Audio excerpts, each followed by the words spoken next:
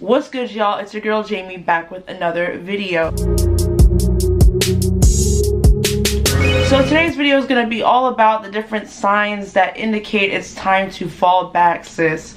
I mean, we've all been there. Things are going well with somebody and all of a sudden everything just goes downhill and you're like, what's good with this? What's going on? So based off of my own experience and my friends' experiences, I put together a list of a couple of signs that I feel are major red flags that definitely are just screaming out to you to move on and fall back because that person is probably not that interested in you anymore.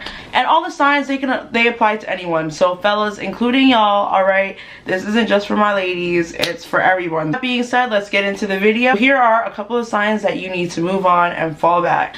Sign number 1. This has got to be the most obvious sign, and it is simply when you realize you're talking a lot less frequently. Bae is no longer responding to you as quickly as they were beforehand, and you're always reaching out first. This is probably the worst. First started talking, you were texting all day, all night, FaceTime, all that, and slowly but surely the texts stop coming in as frequently. The good morning texts don't come in, the good nights don't come in. It's just a bunch of dry, meaningless texts, a bunch of what you doings and how you doings and all that nonsense, and you're like, damn, really, we got to this stage? It's the absolute worst, but it's definitely like the #1 sign that things are in a weird place, that's for sure. Communication is dying out, and there are probably a couple of reasons why that is. And maybe it's not that the person's not interested anymore, maybe it's something going on with them or whatever, they're really busy, but sometimes it definitely is a sign that things are not going in the right direction anymore. And another thing with that is I hate when I peep a dude is on Instagram, Snapchat, Facebook, Twitter, or whatever, posting some dumb shit, and meanwhile my text is just sitting in his phone. Granted, you don't have to respond to each other ASAP, but if he's going all day and he's posting like 5 pictures on Instagram, double tapping on everybody's pictures, so on and so forth, posting snaps, and he's just chilling in the house playing 2K, then I mean, that's definitely a sign that something isn't going right as well. Number 2, this is a big one, y'all. The person starts having ghost tendencies. I can't tell you how many times, well, okay, it hasn't happened that many times, but I can't tell you how irky it is when people just go ghost out of nowhere. It's very disrespectful, actually. It can be really hurtful, especially when things are going super well and all of a sudden that person is just gone.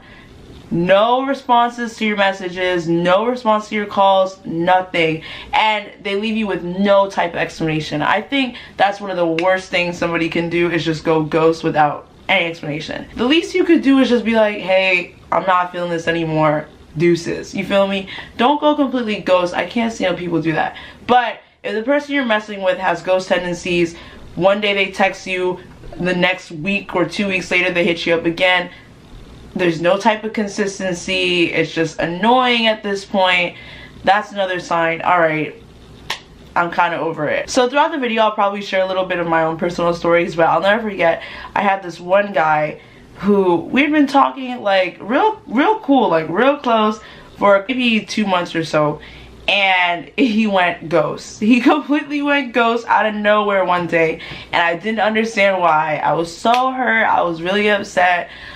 Took me all summer to get over it, and then once I did, I was chilling, and lo and behold, and this is what I can't stand, a few months later, homeboy hits me up. He texts my phone like, Jamie, question mark, question mark. So I thought, let me just respond, because I would love to hear this guy's excuse. So I respond, and he claims that he lost his cell phone and he didn't have any other way of contacting me. Lies. But that's the type of thing I mean. People who go ghost, they just pop back up, in and out whenever they want. And that leads me to my 3rd sign, is they're only hitting you up during booty call hours.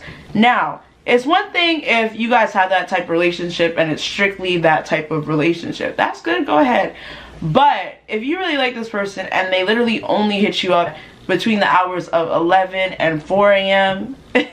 and you know that they weren't doing anything all day, then it's pretty clear what their intentions are, and if you're not with that, then it's best to just back out of the situation as early as possible, because you don't want to keep going in a situation like that, when you actually like the person and then you're gonna start getting feelings for them, you're not gonna have any type of feelings for you whatsoever, because they made their intentions clear that they only saw you as some type of booty call. It's even more painful in the long run when you realize, okay, it's actually never gonna go anywhere and you have all these feelings for them and you're just stuck to deal with it on your own. So if you're not a fan of the hookup like that and they only hit you up in booty call hours, then just save yourself and just stop. So the fourth sign, you guys, this one is more about social media. You know, let's say you meet a guy on Tinder or whatever, you're texting, you swap social media information, so they follow you on Instagram, blah blah. You know that this person has no ties to your life whatsoever. They don't know your friends, they don't know your family, they don't know anyone. But all of a sudden, you casually go to their page maybe a few weeks later and you see that they're following one of your friends. Or they're following someone that has made an appearance on your Instagram page, whatever.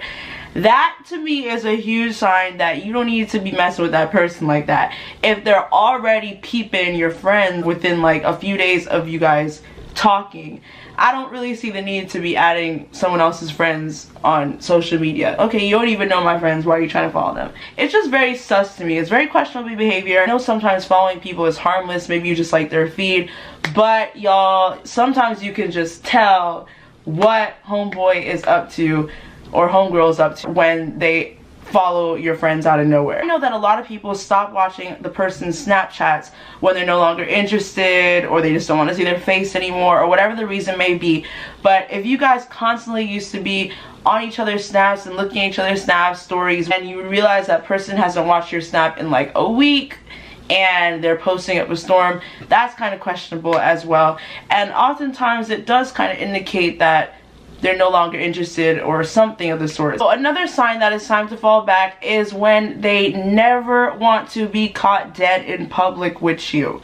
This is so trifling to people. I've had people be like, okay, yeah, don't tell anybody about us. Like, let's keep it on the DL and never wanted to go out in public, that type of situation.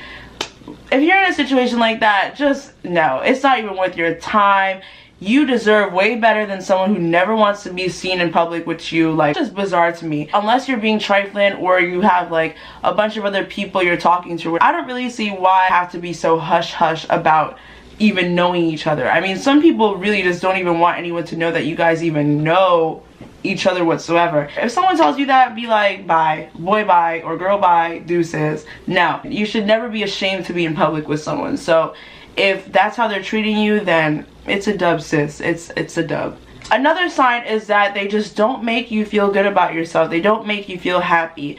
I don't know about you guys, but I know a lot of people have situations where, let's say they have sex with somebody. It's a sexual relationship, and every time they have sex with a person, when the person leaves, they're just so depressed. They just cry, they're super upset, and you just feel like complete shit. This is a real thing. Probably a bunch of different factors that might play into why you're so emotional after having sex. People cry because they're overwhelmed with happiness, but other people cry because they realize that they're just not in a good situation with that person.